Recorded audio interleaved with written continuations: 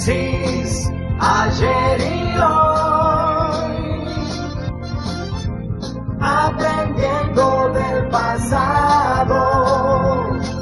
Demencis, ayer y hoy. Hola, buen día. Mañana se van a cumplir 50 años de uno de los episodios que cambió la historia durante parte de la vida de muchos que están escuchando y de otros que no habían nacido. Es decir, iba a cambiar la vida futura. Porque después de 18 años de proscripciones, la dictadura de la llamada Revolución Argentina, con Lanusse, el último dictador, no tuvo más opciones que permitir que se elija libremente.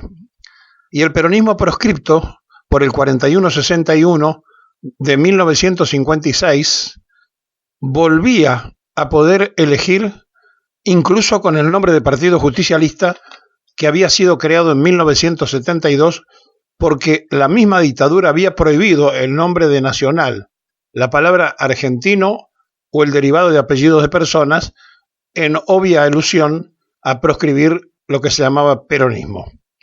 Bueno, así se construye y se crea el Partido Justicialista en 1972. Pero mañana, cuando se cumplan los 50 años del triunfo electoral, había 14.256.991 personas empadronadas para votar. Sin embargo, la concurrencia a la elección hizo que se tuviera en cuenta solamente 12.240.912. Más allá de los que no fueron y de los que no concurrieron a sufragar, era el debut de 4 millones de nuevos votantes que tenían que elegir entre varias fórmulas que se habían presentado con candidatos presidenciales y, por supuesto, simultáneamente se elegían gobernadores, legisladores nacionales, provinciales, y era una elección absolutamente trascendente porque se salía de una dictadura y se buscaba la posibilidad de un recambio con la civilidad.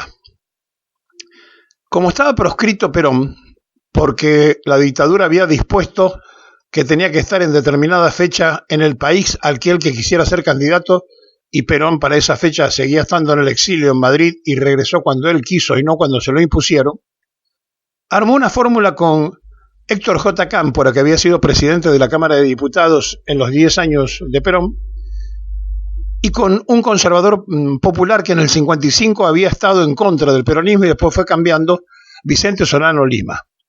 Esa fórmula de Cámpora Solano Lima se impuso en unas elecciones donde se hacían 2 vueltas, es decir, ya habían preestablecido la segunda vuelta para el 15 de abril.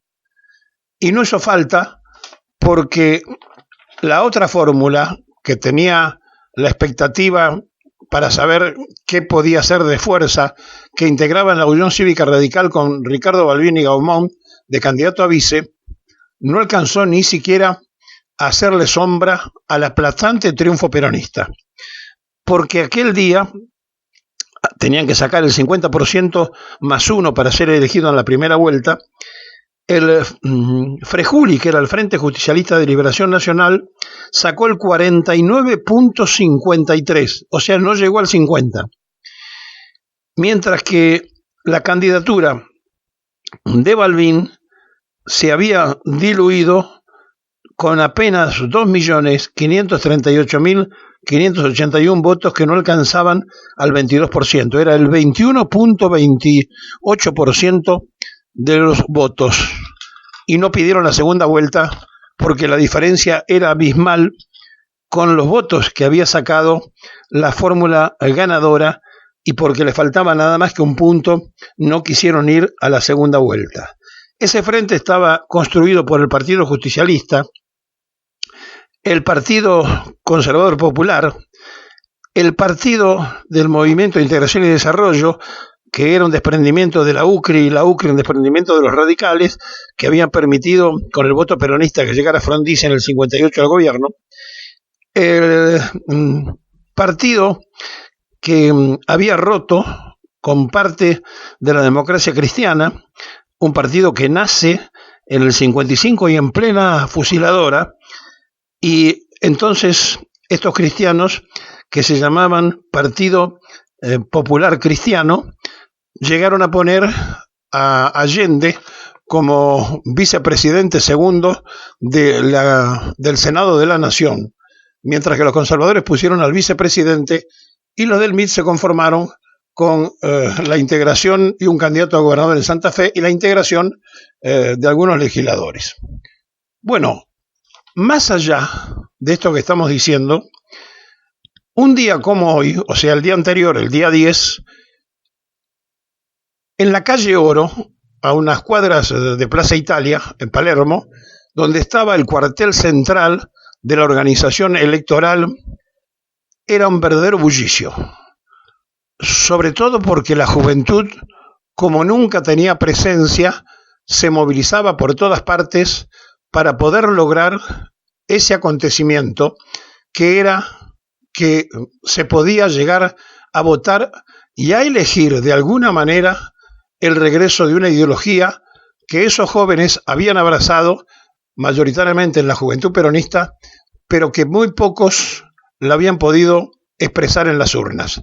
Llegaba el turno también del voto masivo hacia quien había sido el delegado personal de Perón, el doctor Cámpora, que suplantó a Jorge Daniel Paladino cuando Perón cambió su delegado en el país. 50 años de un episodio histórico, 50 años de que se rompen las proscripciones de 18 años de la persecución, la cárcel, el fusilamiento, el bombardeo que quedaban atrás y una esperanza que renacía. La Argentina iba a poder elegir libremente después de mucho tiempo. El Cordobazo, muchas otras movilizaciones en las provincias, la guerrilla que estaba en ese momento desarrollada a pleno y la presión constante y permanente de la militancia del peronismo habían hecho que la dictadura se diera cuenta que no podía, porque no tenía ninguna otra opción que no fuese la de llamar a elecciones. Pero sin embargo, hablaron y propusieron al país el GAN, el Gran Acuerdo Nacional. Y entonces inventaron una fórmula con Ezequiel Martínez, un brigadier que era joven y podía, según la propia publicidad que hacía el gobierno de la dictadura, que hizo un verdadero papelón. En esa construcción de la dictadura le ofrecieron a Alberto J. Armando, presidente de Boca, que fuera candidato a gobernador de Buenos Aires, y a Guillermo Patricio Kelly, candidato a diputado nacional. Y también algunos que habían trabajado con Paladino se mezclaron en esa lista que fue testimonial prácticamente y un verdadero papelón para la construcción de Lanuses, que en la sombra estaban manejando la posibilidad de la continuidad de Ezequiel Martínez. Pasaron 50 años. Mañana, 11 de marzo, es el aniversario de que el peronismo rompió con todas las proscripciones habida y por haber.